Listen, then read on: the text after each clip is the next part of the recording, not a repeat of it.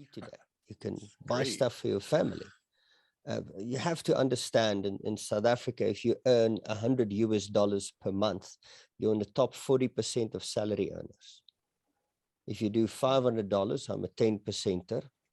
If I do $1,300, I'm a 1% salary earner in South Africa.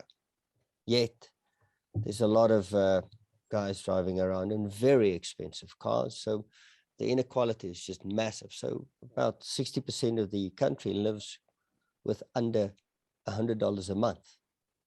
And that's a difficult thing. So people have little or no resources. They can't fall back on anything. And that also helps with the negotiation, because you can only push back as far as that. And then, well, the only way now is forward. There's no other choice. And that's sometimes difficult, but just pushing people as well. You always tell people entrepreneurial development is a balancing act between support and abuse, because you have to be hard, like, you need to do this now. There's no other thing. If you don't do this, you're not eating tonight. You're like, okay. Right.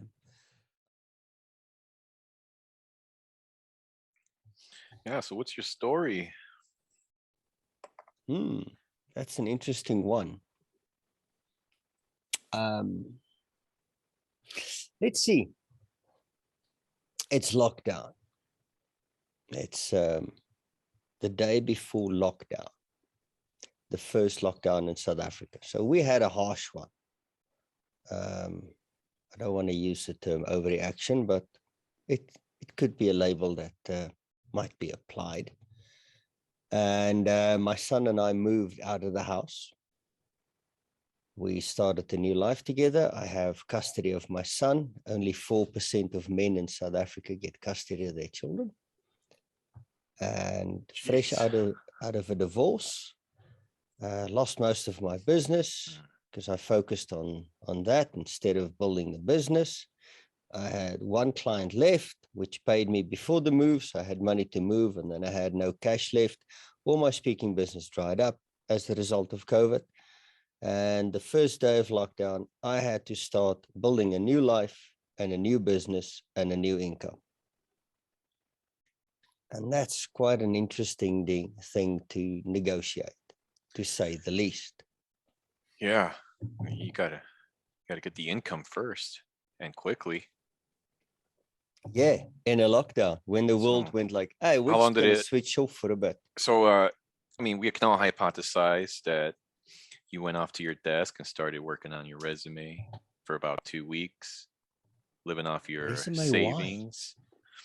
What savings? Went on about 30 job interviews. How did it go? I've been an entrepreneur for 22 years. I am fully unemployable. If I had to get to work and somebody go like, it's 9 o'clock, you're late. Well, it might turn into a crime scene. No, you're not gonna. I have a life, work comes second. So once I've done that, we can do the work thing. So the only thing I can do is start something new.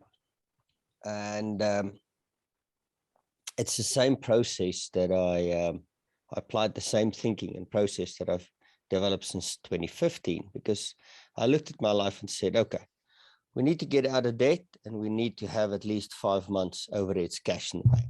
Get that done. And I had a 2-year plan to get there. So I started doing stuff and I reached out and I sent an email to 4,000 people on LinkedIn. And it was a simple email, life sucks.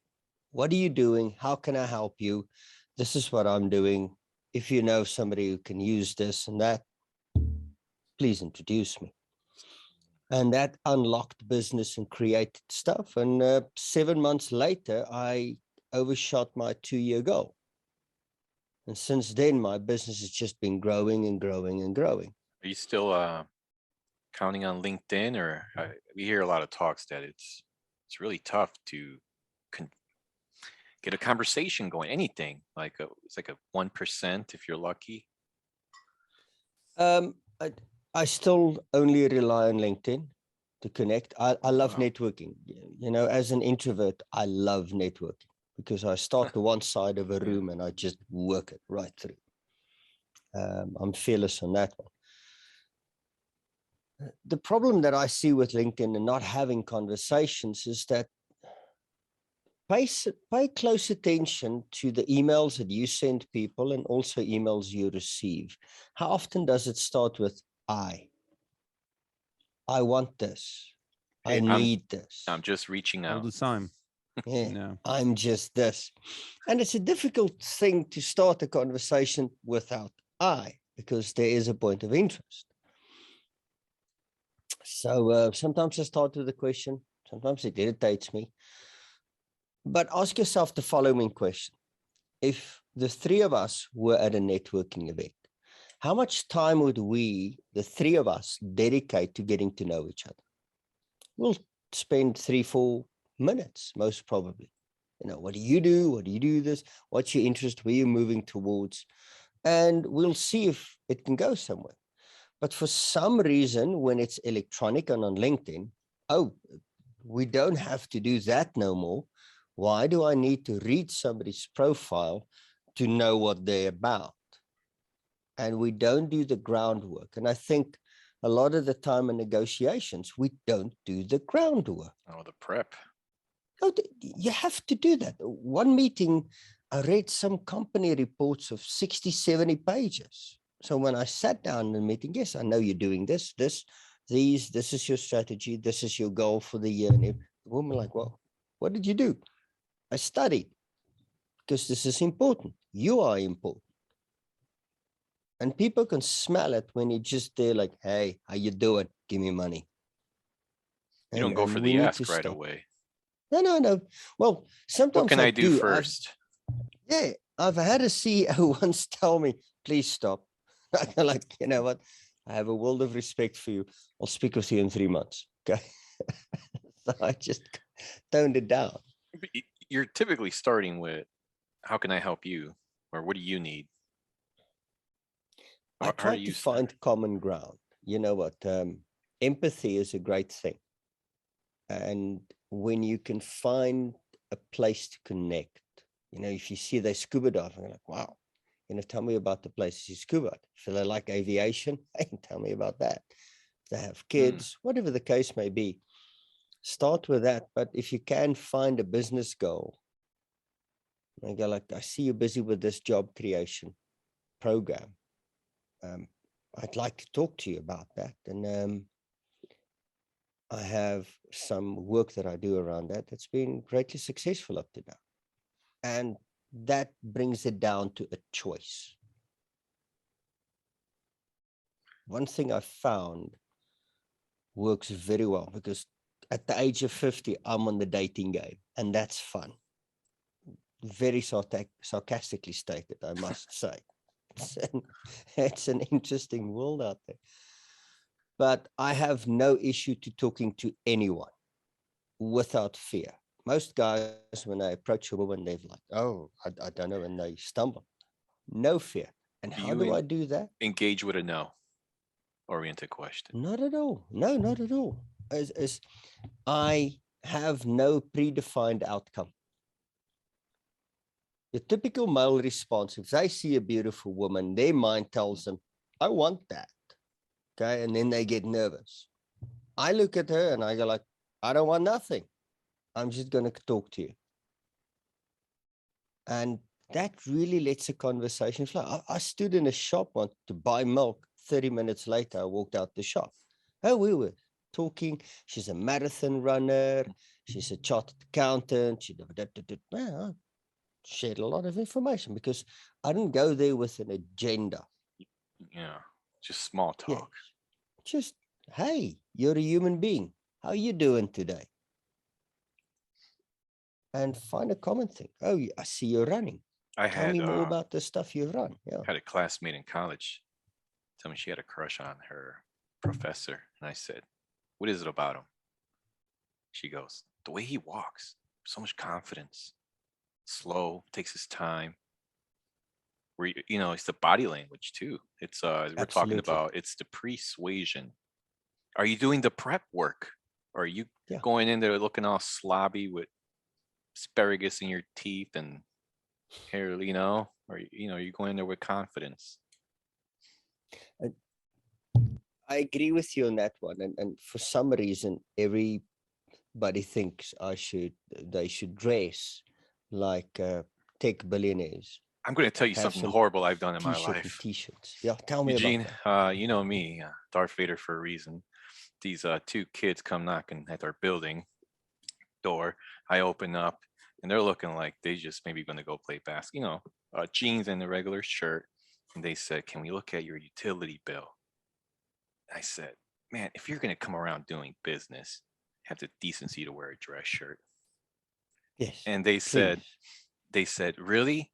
You're not going to, want to talk with us because we're not wearing a dress shirt?" And I go, "Yeah, that's right." And I closed the door.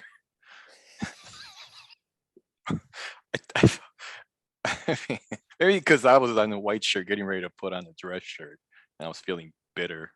Felt like if I don't have that freedom, you don't. You sure as heck ain't good. What do you wear? What's your day to day? Are you Steve Jobs type? I like to dress up. So I Oh, like suits. I want to cut some suits this year. I'm dressed quite warmly this morning what time is because it again? 4? it's now 4:45 in the morning. Oh boy. And It's but just usually, normal. even during lockdown, when I had meetings, my shoes will be shined. I always shine my shoes. Dress shirt on. I love French cuffs. I love cufflinks. And then people ask me, why did you do that? And I said, can you appear confident standing in your flip flops and tracksuit pants? And they're like, no. I said, well, what makes you think you'll have that in an online meeting there? Yeah. So dress the part, Fun look the fact, part. Eugene Yes, used to be a dating coach. really. Um, No wonder you Really? have that was smooth face. was Tell us that more yeah, about it right? then. Yeah, yeah. He used to do all the whole what's that called? Real dynamic. Come on, you know what I'm talking about. Oh yeah, so yeah, RDS, real social Tyler. dynamic Yeah, in that my matters a early lot. 20s. That matters a lot though, right? How you come off, how you're wearing, persuasion. Not really, not really, not at all. Oh, come on. They all had the peacock. That's what they called it when, you have all the Yeah, that's the first stages of it. I mean, you want to dress to feel more comfortable, but what these guys are doing, and Willem, maybe that's going to help you somehow. Yes, It's all about your state. mm, Like, how do you feel inside? They might have this first like feeling, what is this guy? He looks kind of weird.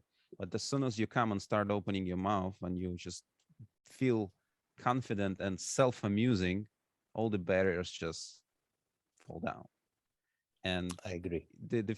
the first thing, like Daniel said, start with no-oriented questions. In this case, as far as I remember, back then we didn't know any of this Black Swan group methodologies or how to use cognitive empathy. It was pretty much labels. You know, mm. I saw you out there.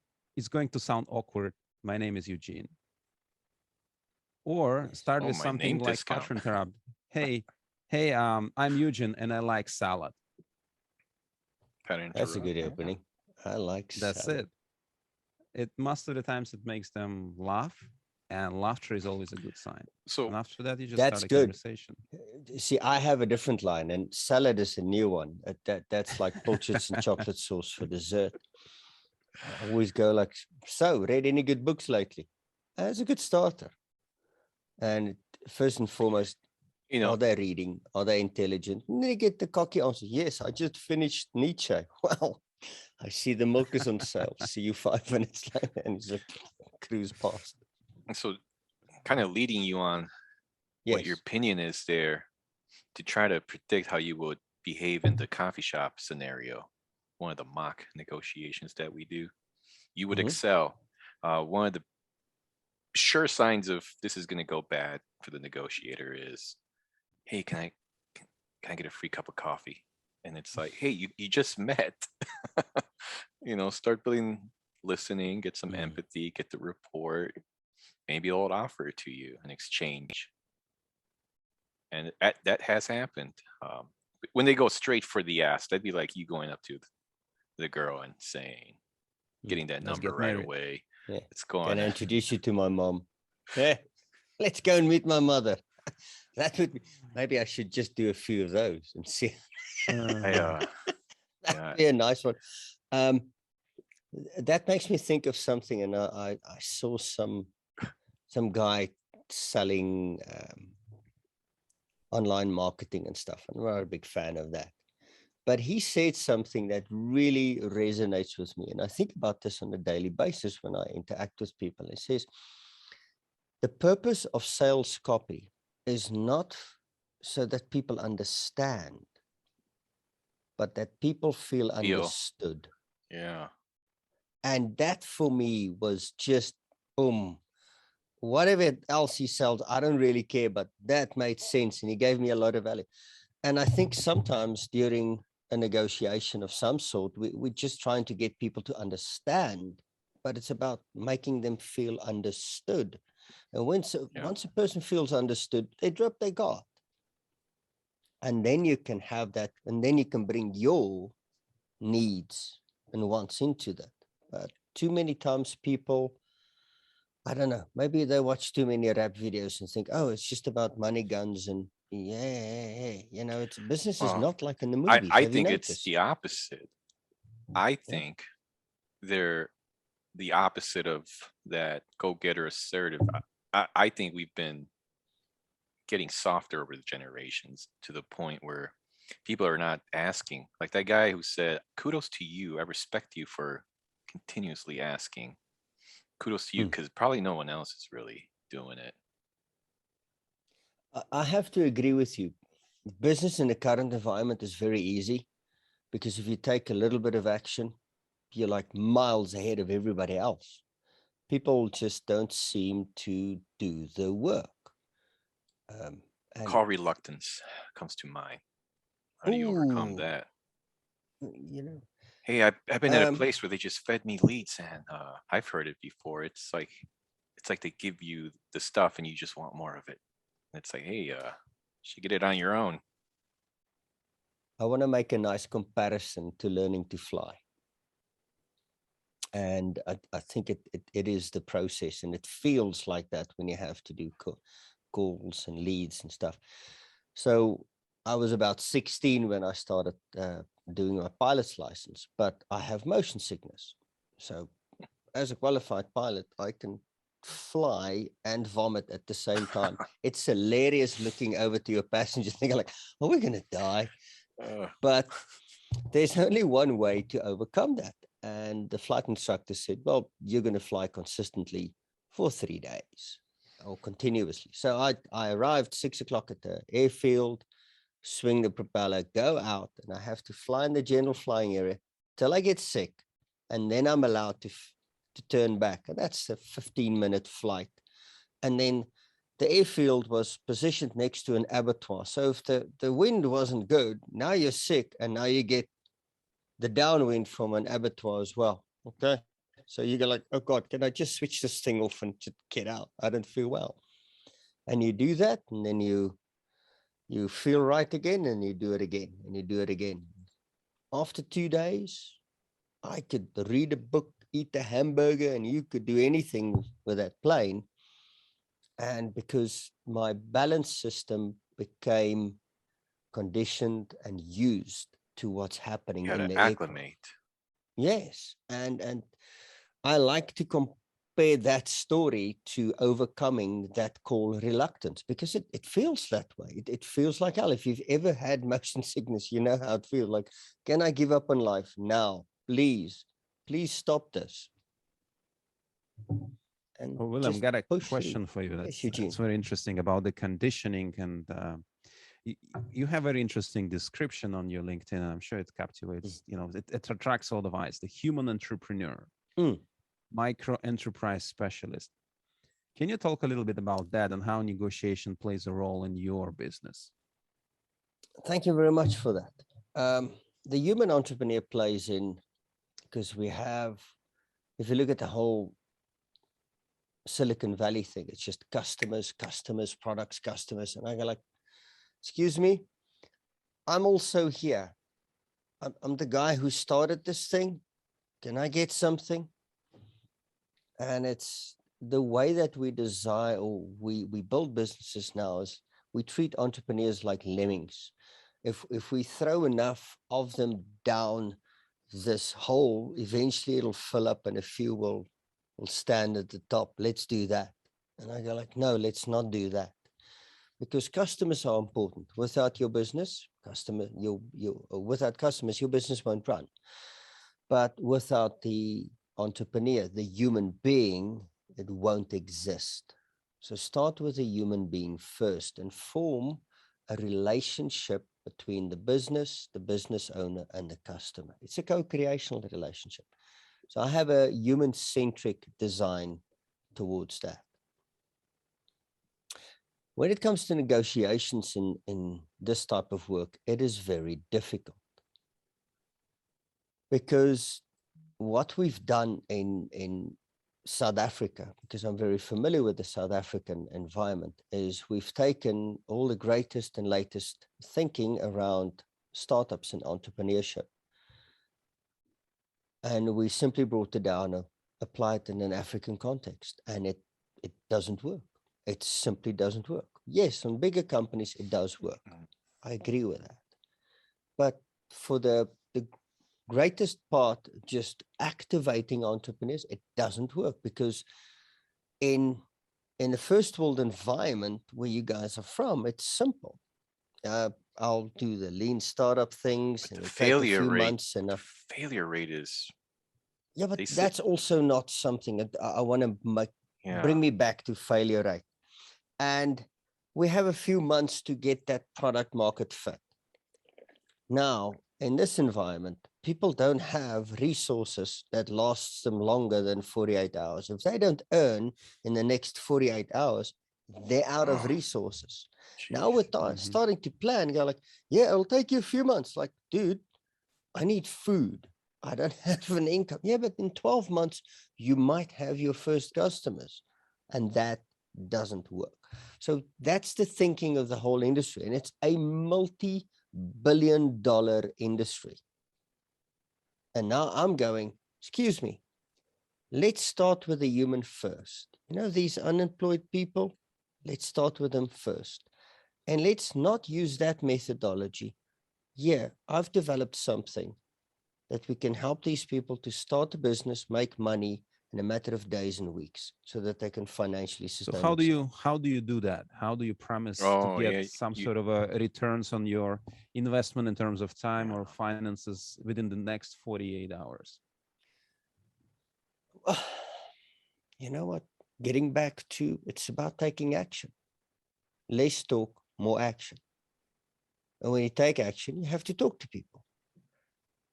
And so I sit with two situations. Number one, the learned helplessness of most of South African people when it comes to entrepreneurship. And second of all, the industry. The learned helplessness, I don't know if you're familiar with the term or if your audience, but let me explain quickly. In the old days, when circuses still had animals, they get a new baby elephant. Yeah. They put a pin in the ground, a little rope around its leg, and it can't escape. And they use that same rope when it's a grown adult elephant, where it can lift its leg and leave, but it's learned that it's helpless. Now, South Africans believe that you can't start a business if it's not registered, you don't have a business plan, and you don't have funding. If you don't have those three things, I'm useless. And I'm like, hold my beer. Let me show you this one. So from a negotiations perspective, it's very interesting, because now people go like, but everybody says that and you say that. Why?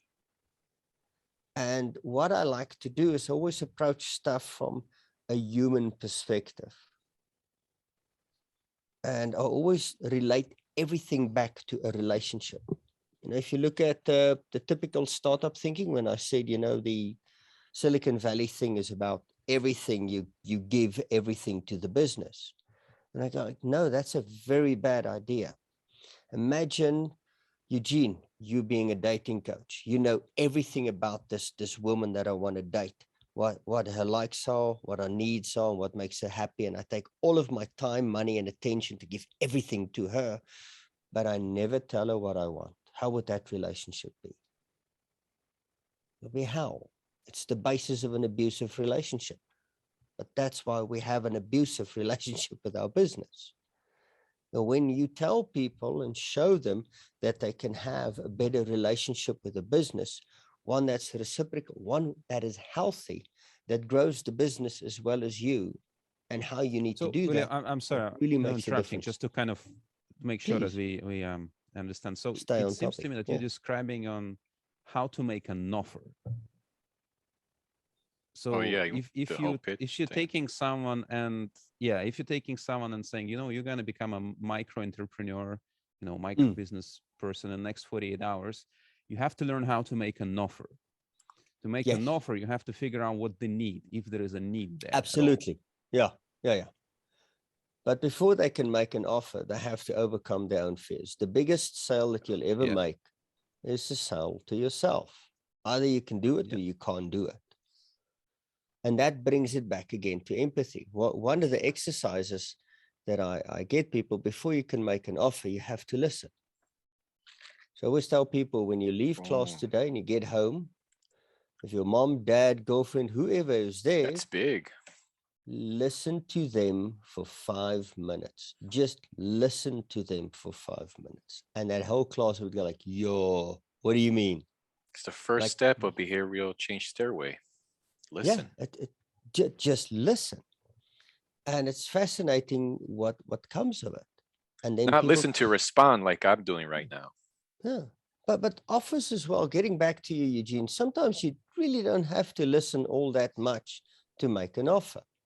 A lot of the guys will start a car wash. That's good cash money. Very easy. I said, Yeah. walk down the street. If you see a dirty car, ask, whose car is that? Just like, mine. Cool. You want it washed. And it's simple as that. It's not like, hey, make There's an all these offer. stigmas around. Like for me, I'm immediately thinking, oh, I'm gonna look like a homeless person. Mhm. So curious, like I know that, and I might be wrong here on off track. Please. What's describing to me is hustling. I think that's the Yeah. American word Gary for V, actually. American. I'm thinking he does it the more fancy way. He'll go to the garage sales, then flip it on eBay. But you got to Yes. have a smartphone for that. You got to have the patience to wait for the payout. And what if they Yes. want a refund? There's too many risks. Yes. Yeah. Yes. Gosh, it just sounds. I mean, yeah, wash the car, get the money. But my question to you guys are the following: there's no difference between that and a guy selling Boeing aircraft. You know, There's we very have little difference we between have a that. little special group that we chat, and it's called Tiger Pest. Did you know that a Interesting. tiger is a pest to a zebra? Like, oh, look at those tigers. Even a Interesting. mosquito is a pest to us humans. So we're all Yes. like in a scale of pest. It's just like, yeah, where do you want to? We're still a pest, whether you're in a fancy suit, door knocking for utility bills, or if you're spraying windshield and wiping, you're still Well, pest. I felt pestered that day, and they're probably making good money. yeah. See, from that perspective, Yeah. there's a motto I live by. It doesn't matter what I did or didn't do, I served. And you served them very well. But coming back to your comment about pest, a friend of mine, he's Robert Kiyosaki's head trainer in Africa. And he said to me, We love and I said, Robert Kawasaki here. yeah. And he goes like, how do you network? He says, it's simple, Willem. I talk to people who want to talk to me. And that's simple. And I know always it's not possible in a negotiation because of the dynamics of That goes setup. In back a to what you divorce, I said. can't choose. But It coming back, it requires you to remove judgment from yourself in the past and how they're going to see you in the future, and it's getting that present moment, be there as best as possible, prepare as best as possible, and your chances of success go through the roof. yeah. We have a Well, William special said, guest, by the way. You're going to talk about pitch decks, and this man loves pitch decks. Mm. So it will be fun. Eugene? yeah, I mean, William, you mentioned that, and I like to say this too when we go through mock negotiation, is that biggest negotiation of your lifetime is happening here. How do Absolutely. you sell yourself on the offer of doing something that will give you result in the next 48 hours? Yes. It's like, for maybe first world persons, like, how do I go to gym? Oh, I gotta pump this iron. Oh, it's so much, so much hassle, so much, Oh, and it's time and whatnot. vanity. Like, I'm not trying I'm to gonna look be all, yeah. tired, I'm gonna be sweaty, and all It's this kind of thing. cold. So Yeah. I don't want to get yeah, up. you're convincing yourself And not to doing do it. business as well. I mean, there's so many. For me, it's like, oh, a camel has a better chance of getting through a needle than a wealthy businessman. Oh, if I buy low, sell high, that's bad. If I Mm. loan my money, that's usury at usury rates, that's bad. There's all these. But Daniel and Eugene, it's very interesting. South Africa is a very religious country, and the Oh fear gosh, that we have around money is it's real. tremendous. Tremendous. There's so much fear around money, that it just makes it difficult. But and our education system fails it completely as well. Florida is But the first state introducing education and credit score and things like that, by the way. I saw that they're doing financial literacy training as First well now. state, isn't that wild? Finally, financial literacy. Absolutely. I mean, most of the kids in my classes, they can't divide 24,000 by 12 and plus their living costs, which is usually like 1,000 to 2,000, using a calculator, giving them 30 minutes. That's the quality of our schooling system. So now you have very limited knowledge of anything. And then he asked people to go and push forward and start a business, breaking through all of these things. There's a lot of sales conversation going on in your head. And Eugene, it's one thing I found that breaks that is once they taste the fruits of their action and they go like, I just made money. This is amazing. I go like, yeah, you can live today. You can eat today. You can buy Great. stuff for your family. You have to understand in South Africa, if you earn $100 per month, you're in the top 40% of salary earners. If you do $500, I'm a 10%er. If I do $1,300, I'm a 1% salary earner in South Africa. Yet there's a lot of guys driving around in very expensive cars. So the inequality is just massive. So about 60% of the country lives with under $100 a month. And that's a difficult thing. So people have little or no resources. They can't fall back on anything. And that also helps with the negotiation because you can only push back as far as that. And then, well, the only way now is forward. There's no other choice. And that's sometimes difficult, but just pushing people as well. You always tell people entrepreneurial development is a balancing act between support and abuse, because you have to be hard. Like, you need to do this now. There's no other thing. If you don't do this, you're not eating tonight. You're like, okay, Right. I need So, to go William, and can you crack a talk to latte us a now. little bit Yes. about the offer and pitch, and how do Wait. you? Yeah, I have a Ooh, brilliant idea. I swear to you. Douglas, let's say Eugene walks into Douglas here and he's telling him, hey, Douglas, I want to start making some money. I want to get a business plan. Help me work yeah. on my pitch deck. Douglas, how would that conversation, if you indulge us, how would that look like? I would start with what's the big idea? Like, what's your business thesis? What problem are you trying to solve? And I'll give a ton of credit to Oren Claff on this. What's changing right now? What's changing in the environment, in the landscape? Because that's what catches the prefrontal cortex. Is it moving? Is it something that's moving? it definitely engages the imagination. So that'd be one of the core things I would want to talk about is like what is this business and what's changing now in the landscape, and make sure that you make that clear and why it's a valuable business plan. Business plan. How big would this business plan need to be? I would say 5 pages max. And that's one of the big problems most people do is they'll spend, months drafting a 77 page. Now, I will say it is good. It is good for their own edification to do that research. But when you get to the business plan stage, 3 to 5 pages, because if you go much more than that, and where do you do this research? At a library? At home? Sure, internet, definitely census.gov for demographics, all kinds of. So you got to be pretty good at the Google and at the research. I think so. It's helpful for sure. So they probably need a year to learn how to really navigate the internet. I don't know. I'm also kind of one to, there's one book you need, a business plan book off the internet. Those guys have done it to death. Get one of the business plan books, go, follow what they did, and they'll kind of give you the model of what to replicate. At what reading level is this book? 8th grade. Is this, all right. Yeah. Willem, would that fly? Yeah. Not in Africa, unfortunately. Let me set a little bit of context. Hello, Douglas. Nice meeting you. Nice to see Lovely you. having you in this conversation.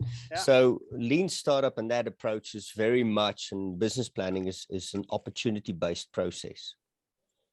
While what we use here in South Africa, well, I use is more of a necessity-based process. Because you have to think of the time frame that people's minds work. Like Douglas, you said, what's changing, what's shifting in the market? Most people don't see that. I once had a conversation with a television ads producer, and they were planning this ad campaign for the national lottery. And they were going to talk to people in very poor areas and go like, what would you do if you won the lottery? Now, here's the thing. If you get paid daily, you think in 24-hour basis. If you think getting paid in every week, you're thinking in 7-day blocks. If you get paid monthly, you're thinking monthly, etc., etc., etc.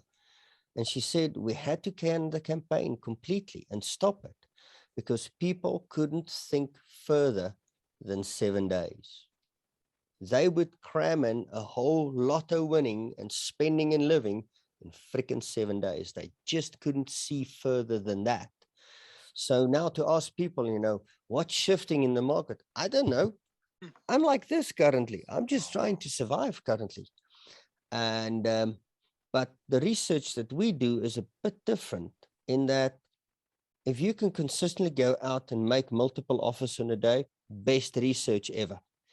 Because when you do that business plan, you go like, I got results and I know stuff. And that's why I fault a lot of people on trying to use online marketing, because now if I only do a nice funnel, it'll work. I like, if you don't know the people in the funnel, if you haven't spoken to them, engaged with them, have empathy with them, they're not going to buy. And you do that by doing B2B. Are you familiar with B2B, everybody? Business Sure. to business. Yeah. No. Belly to belly. Ah. That's what you do. You go belly to belly. Like, hey, Daniel, how you doing? Nice. Good haircut there. Look like a sharp-shaved man. Okay. And then we start talking and we engage. And that's how you do research. That's the best research because that is absolutely data-driven. It's not based. I'm not a big fan of surveys and stuff like that because it assumes you know what questions to ask. Not that it's a tool that you cannot, but once you know what questions to ask to get bulk data, it's great there. But I like Douglas's angle, and I agree with it. Keep it short. It is sometimes one of the most difficult things to distill an idea. I think it's Alan Alda. He's part of a program now where they're trying to describe the most difficult scientific theories in simple terms so that a second grader or something like that can understand it. and it's difficult. It's my favorite one is strategy.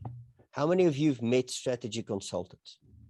And they go like, yeah. And my favorite fun thing is in the meeting, they're like, so Bob, what is a strategy? And then they go like, well, and then they flip flopping around and like, jello, and nobody knows. And every guy gives something different. But I found a description of a strategy that my son, when I told him this at the age of 7, he said, oh, that makes sense. I'm like, dude, got that. A strategy is a specific set of actions to get a specific result consistently. It's as simple as that. Specific set of actions to get a specific result consistently. If you get the results, but it's not consistent, it's not a strategy. It was a one-hit wonder. Welcome. Hello, all the 80s music artists. That's what happened there. It's about getting that in place. And you only get through that once you engage with people and show empathy and not help them to understand, but to feel understood. So, William, can you share with us? Yes. I mean, you bring up empathy a few times.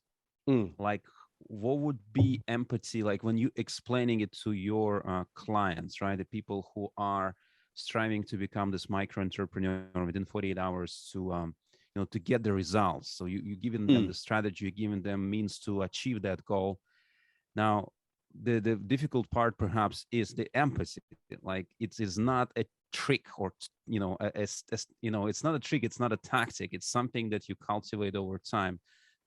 How do you approach teaching them empathy? How do you see it in the first place? Like, what is empathy and how does it play out in the context of micro entrepreneurship? That is a very good question, and I like that, because it is a difficult concept to do in a me-centric world. And how do you get people then to understand empathy? Always take it back to themselves. And when I do that experiment with them, go home and talk to somebody for 5 minutes, I will start, when last did somebody listen to you? And then people were like, I can't remember when last somebody listened to me. And I said, how did it make you feel? Doesn't feel good. I don't feel, and you start from that perspective. Always take it. You have to align it with where they are. And we do that slowly over a period of time throughout our training, to get people to always look at where the other person is coming from.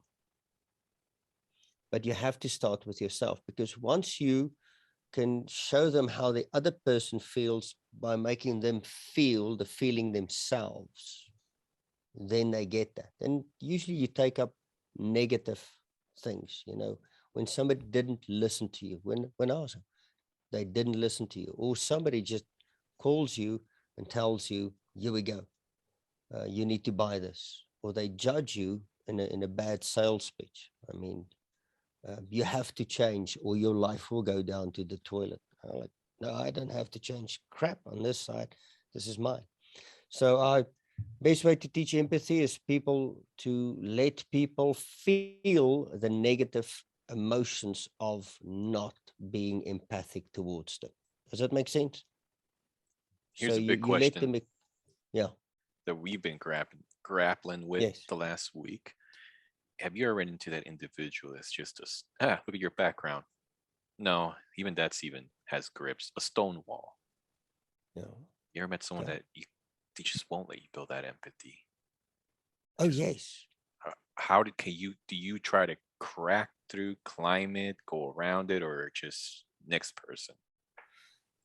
I was facilitating a team build, 25 people, and a third of the people, usually before we start, I'll walk around and go like, hey, I'm Willem, I'm the facilitator today. Great to meet you, to get some rapport with him. And a third of the people, about 12 people, no, 8 to 12 people. Okay.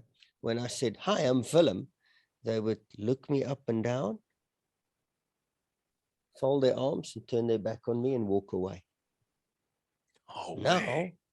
I go like, I turn to Malcolm, who's the system. I like, WTF, have you ever had that? And you're like, no. I said, oh, this is going to be a shit show. Let's see where this goes. And what you do there is really micro steps. So they don't want to participate. And it wasn't me. You know, first thing that everybody has to realize, it's not you. They're simply projecting stuff onto you that Projecting. you have no idea. It turned out the business owner was a complete ass. I mean, he was, yeah, ass. If you looked up ass in the dictionary, his face would be there. He's not a nice person. And they just projected that onto me. So what I simply did there is, from a group context, not address them directly, but get them into little group participation, because they had their own little clique. This third of people they just went like, oh, we're not mixing everything. So the first two exercises we did, I allowed them to do it in their cliques, so they would at least engage. And then I started mixing that, and then engage in the groups. And then slowly you make it so that the individual can start giving feedback. And the 4-hour session ended with high fives, tears, hugs, and massive breakthroughs. Even the But Stonewall?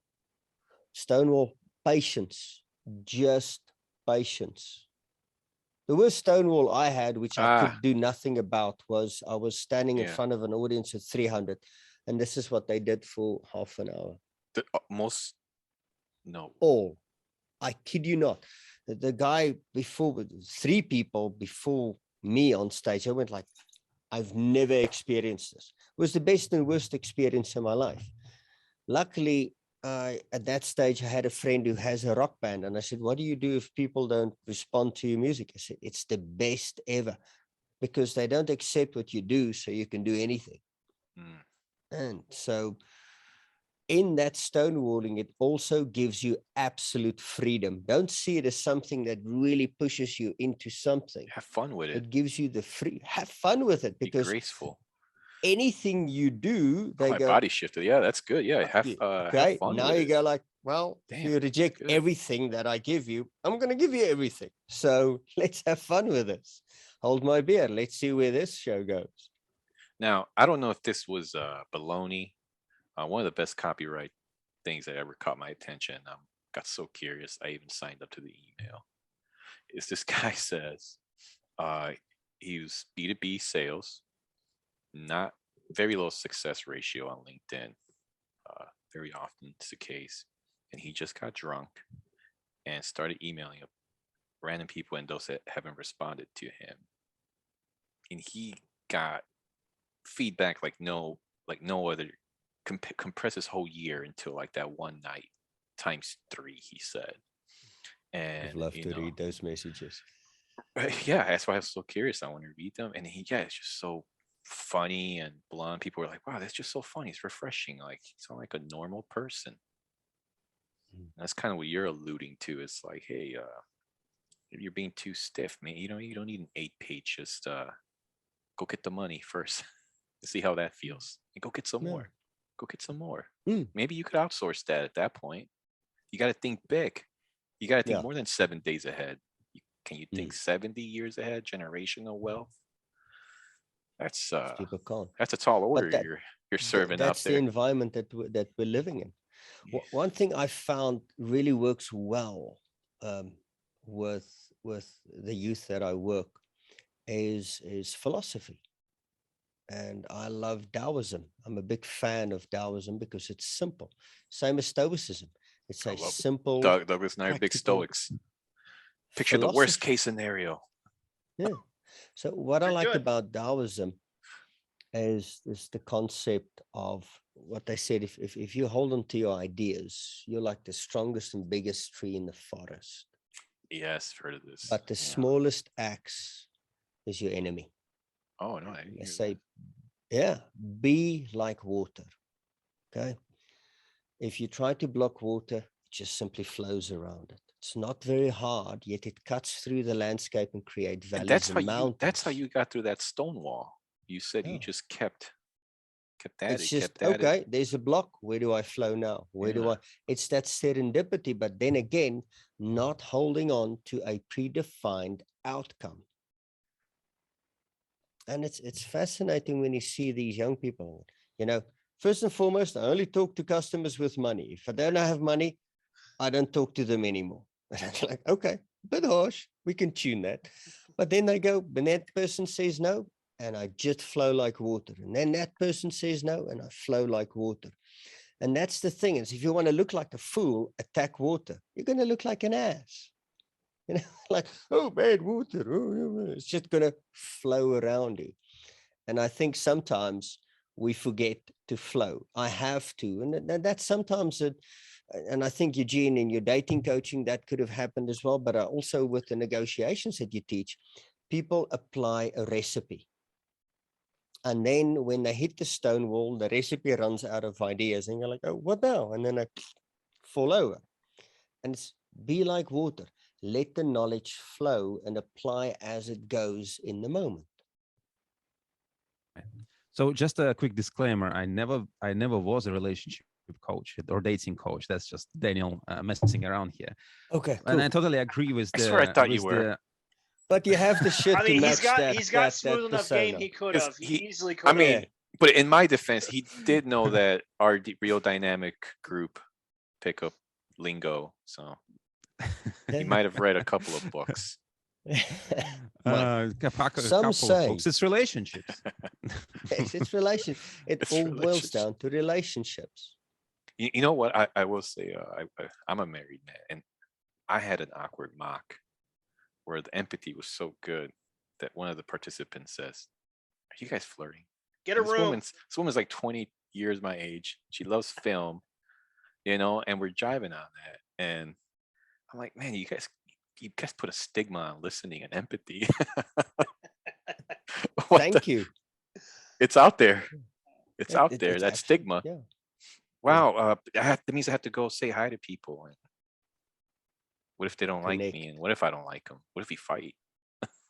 And that's the negotiation that's happening here. That's Have what you? we Yeah. call Has anybody starting ever this thing. rejected you so bad that you fell into a rut for days and had to negotiate your way out? Wow, it's very vulnerable to admit it. Tell us. Do you remember? That's something you don't really remember. Fair, yeah. Fair. I can tell you the results of that. So when I speak on stages, I've had a guy, I was on stage and he stood up and said, "Fuck you." Will Smith. Oh, Keep didn't your have a wife. Keep my wife's name out of your mouth. I didn't have nothing of Yeah. your wife in my mouth. And sorry, This that was guy open for literally, that one. the guy Yes, literally that was stands up. Yes. So and my response to that was, wow, thank you for sharing. What makes you say that? And then they go like, what the fuck? He just smiled at me and he's showing interest. And I think that comes from my rejection from girls growing up. I just sucked at that because my We've all had game 'em. was pathetic.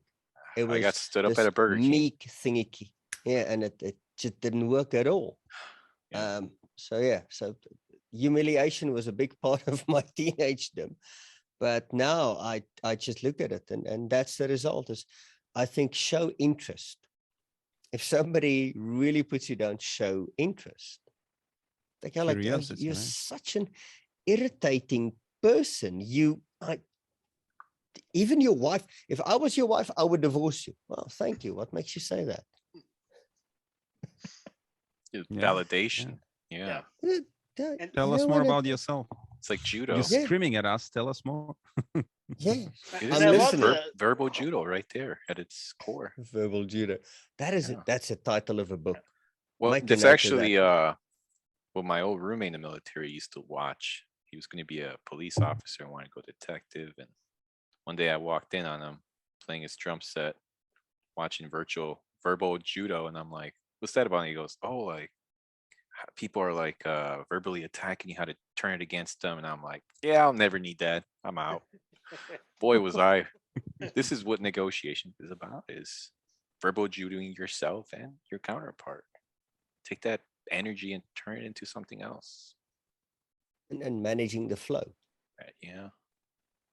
We have to realize that, and then also managing the sales conversation that's going on in your head.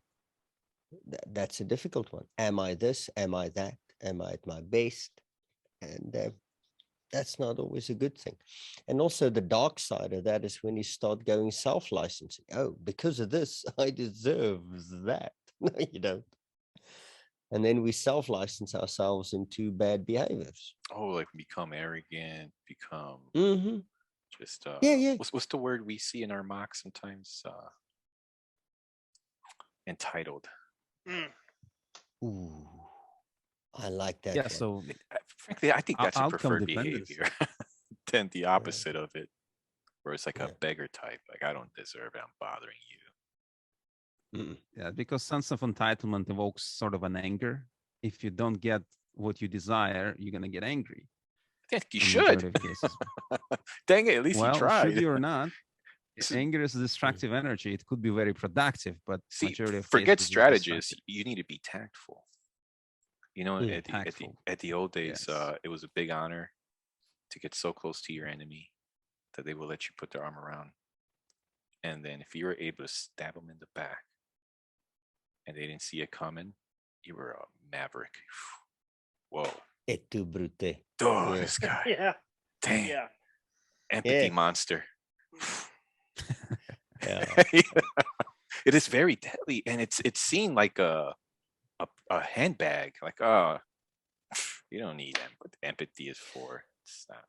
It's for your kids. One thing It's- that reminds me of a negotiation, feeling so cocky. I always tell people, if you believe you've won, you've lost. As soon as you firmly believe that you have won, you've lost already. And I walked into a negotiation, and that would give me national coverage in a newspaper. And the deal was so great in my mind that this was a formality. I won already. It's simply just, and we can move on. I walked out of that meeting with two big fat slices of humble pie, and it was Wow. not the good flavor either. And it was Jeez. just that CEO looked at me and he took me to pieces, and I deserve everything he said to me. Absolutely, because I showed disrespect, had no empathy for him, no understanding, nothing. It was just me. And he just, biggest stall in the tree, cut me down to size, to root level. And I started growing again from that. So be careful if you think you're so good at this that you can't lose. Oh, that's going to be, you're going to have a diet of humble pie. Another odd thing we've seen, Doug is going to test, Gene, that accommodating people, when they win the negotiation, they got the thing, they'll keep talking and start giving that stuff back and other stuff to compensate. And, in Jim Camp and these negotiation books, they teach, take the money and go. If anything, you can pay it forward. You can do something else, but you got to learn how to take that money and go. Yeah, if you feel like you're winning, now you might be tempted to start giving some of those winnings back, and that might not be helpful because you give an inch, they'll take a mile, right? So that takes a backbone to put that money in your pocket. No, it does. And Money again, corrupts. No, it's an energy. Money is an amplifier. Amplifies energy. That's what it just makes bigger that what is already there. If you're an ass, well, you'll be a bigger ass with more money. If you're a nice person, you'll hug the world. The worst thing I don't like experiencing is bitter poor people, because everything and everybody is to blame for that. Oh, and that's a difficult thing, is for people to take responsibility. I found you made a comment earlier. It seems people are getting softer. And I think one of the reasons is we've removed self-responsibility. You are responsible for your results. And people hate that when I say your life, your bank statement, your financial situation, your friends, your relationships is a result of you My and your boss gave thinking. my boss gave me the bad leads. He gave me the poor clients. Yes. He'd tell me every year he'd give me better ones, not be getting the crap ones. Ooh. That's real. That's me. Yeah. But that situation, accept the reality, accept responsibility. I am. Is it, Thanks to is Eugene. it his Yeah, we're responsibility working. to feed my work? No, it's my responsibility to do that. Yeah. But the world is Yeah. shying away from responsibility. There's always somebody to blame. You know, if you do root cause analysis, something's to blame. And I'm like, no. Like I work with a group of artists, and I said, and I love this quote, you know, a weak leader looks out the window when something goes wrong. A strong leader looks into the mirror. Ooh. Because a weak leader is looking out the window to point at somebody. You, Bob, you did this. And 90% of the stuff that go wrong in your life is not your fault, but it's your responsibility. Well said. And I think the second step to that would be pick better teammates, better people around you. What is the old saying? Oh. Show me your five and I'll show you you. Show me their Yeah, success, I'll show you theirs. And a lot of people don't understand that. And then I asked them, and I found if you flip it around in a more positive sense, people really get that. So I'm tough on people. I tell them I'm not a nice guy. I'm a kind guy. Nice people tell you what you want to hear. I tell you what you need to hear. Okay. And I push people to grow beyond what they can think they can achieve in their life.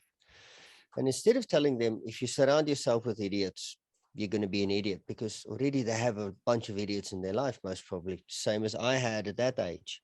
And I said to them, how much have we grown together over the past 2 weeks? And they go like, wow, tremendously. My thinking is completely different. And I said, imagine you had 5 friends like me. Yeah, that's good. And then they go, wow, yeah, my life, I would not be where I am today. So I found if you state it in the positive, people really get there. So maybe get them, you know, what's the one person that really changed your life for the good? And they're like, there. So imagine you had 5 friends like that, well, always in your environment. Where would your life be today? And that really strikes a chord with people, because then they can think forward. Yeah, taking responsibility is a massive thing. I mean, acceptance and victimhood is a opposite thing.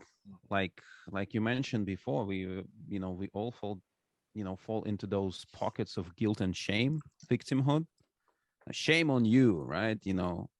I'm here, I'm not at fault here. It's your fault. So like blaming someone, shaming someone. This is one of the worst things you could do for yourself, basically, and then for the outside world. So acceptance really is acceptance and willingness is one of those states of mind that you have to cultivate, day in and day out, and especially in the environment where everyone around you is just miserable, just victim, just constantly shifting blames. And shifting blame is still a blame inside that you're trying to move away or shift to run away from this blame, and this blame is always chasing you in a sense. So taking responsibility for your own small little action and just practicing this, it's incredibly valuable for your own mental willpower fortress that you're building out there. Because I don't have a gratitude journal, but every day I do try to give gratitude. I think that's weird. Yeah, I did mine before I got into the interview. Always do it before I Guys, start the day at the end. If I could, I feel like this discussion would be incomplete if we didn't mention Extreme Ownership by Jocko Willem. Everybody's been talking about that book on the Incredible Split the read. Difference page. Yeah. I'm on his Facebook. Yeah, he's out there. I think it was Wayne Dyer. Wayne Dyer said, a lot of people go like, they will get what what's coming to them. And I always tell people, nay, you're not taking responsibility. And Wayne Dyer said, if you have to forgive somebody, you haven't taken responsibility for a certain part of your life. Hmm. And I find when I say, well, they get what's coming to them, you haven't made peace with that situation yet. You're still wishing them ill will down the line because you haven't made peace with your role in it. But I read a great relationship book the other day. I said, you know what, if you're in a relationship with a very unhealthy person, they come in pairs. You're the other one. And there's always a yin and the yang, and always think about the balance in that. And people have to see that, but we don't. Coming back to responsibility, you have to see yourself and others in you, because then you don't have an emotional charge in them, and all that is left is love. Very much John DeMartini's work, what he does that, and you go through collapses to do that. And a good case in point is when I do that leadership program. I'm one of about 20 people in the world that do a specific leadership program.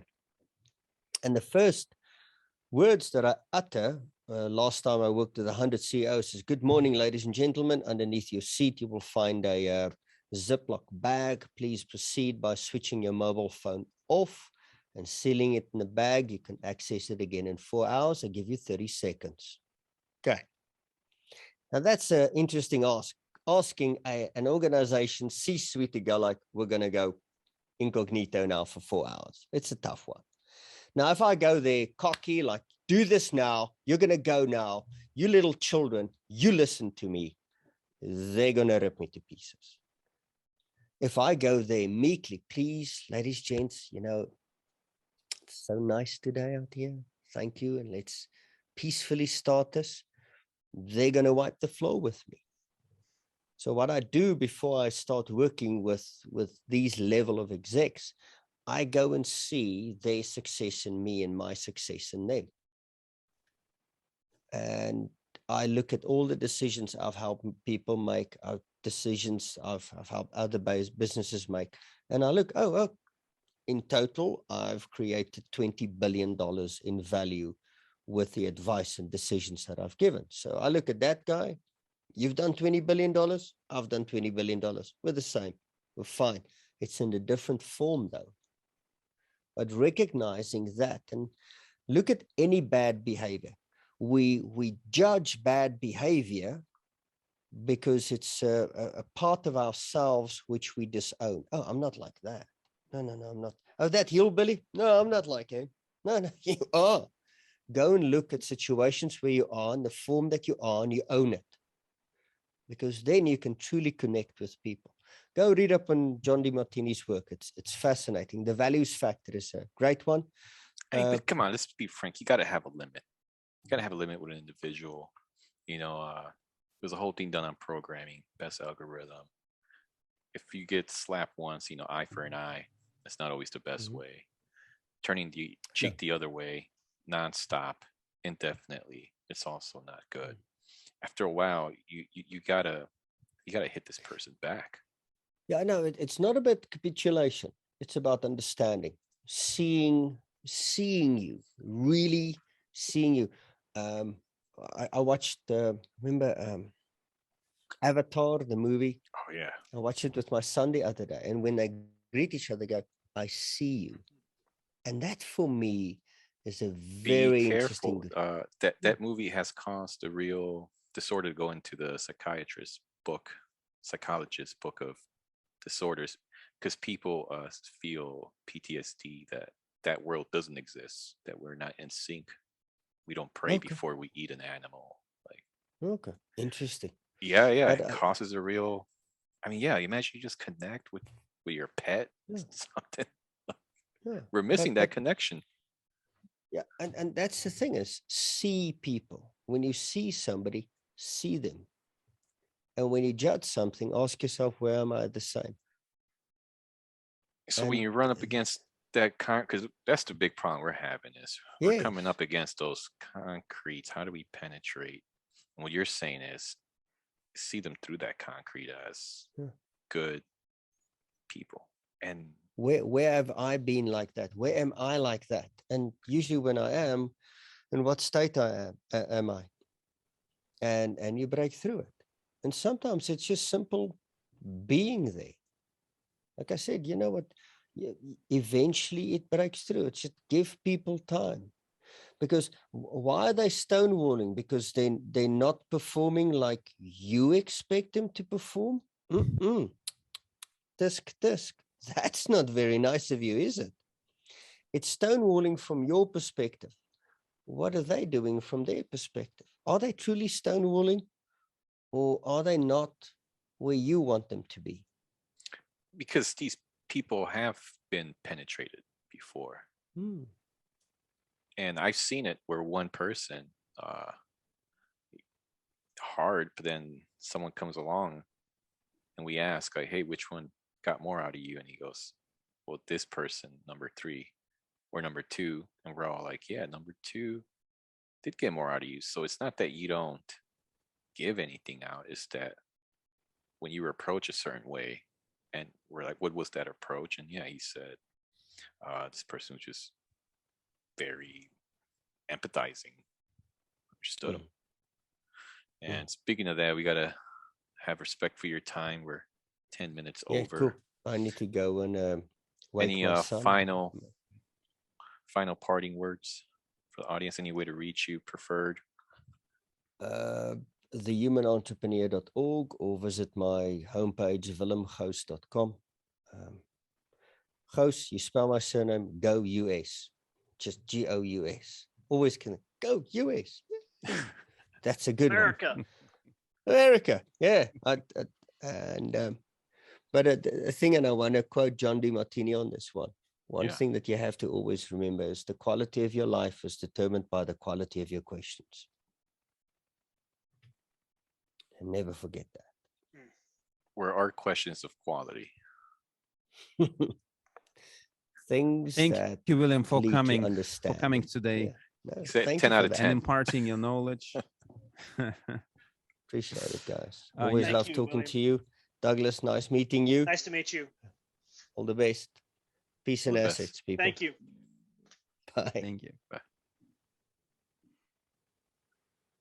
What up, guys? Yo, yo, yo, yo. He was great, That was man. quality, wasn't it? He's real. Legit. Get the money. Get the money and worry about setting up LLC and pitch decks. Worry about that after you get the money. Right now, you got to get the money. It's pretty much the same in Thailand, though. Like, it seems to be the It's new thing over with here. the second or third world countries. Yeah. It's new over here. What? You could just do that? What? You sure you don't have to You get a mean license or a business permit? make sales? What? Business, you need a business license. You need a boss. How are you get your No, W-2s? No. Yeah. No W-2, you don't have a job. What are you talking about? Where's that W-2? What? Yeah, it's strange out here to hear that. Just go get the money. Just do it. Different world. And that's why it's beautiful, because you get another perspective. You get the permission to act. And if there are obstacles in the way of you making money, the chances that you're going to make this money are just reducing, right? And now what Willem is saying, like, go get the money, reduce that friction, get thing going, and then make it viable. Prove it to yourself first, and then prove it to others by applying for the business licenses and whatnot. Here, I suppose in Europe is the same. Like, you gotta register this, you gotta apply for that, you gotta go through all these hurdles to just officially announce, here I am, I'm doing this, right? And now you don't have a choice, like, because of all the hula hoops that you've gone through. You have to start implementing and start doing things that might be not very good for you or productive for you, just because of the initial idea that you started. You might have reconsidered it 20 times. Again, I'm not sure how lengthy is the processes of getting all the licenses and permissions. But yeah, I mean, like, it seems like if you want to become a real estate professional, you're gonna have all these licenses, and then you get into the Well, market and starting doing this. Like, what this? I hate this job. I Like, did I hear hate of dealing with these people. I did hear of a realtor that he started by renting out a place and selling a place without a license. Hmm. And then he got his license. And he goes, to me, it sounds crazy to go get your license and then go try to make money. What if you don't make money? What about all that time? And in South Africa, you don't have that luxury of time. Yeah, and there I actually think are it's the other way cases- around. Yeah. I think it's the other way around. They have plenty of time and they don't know how to use it effectively. Hmm. They don't Oh. exchange their time for money.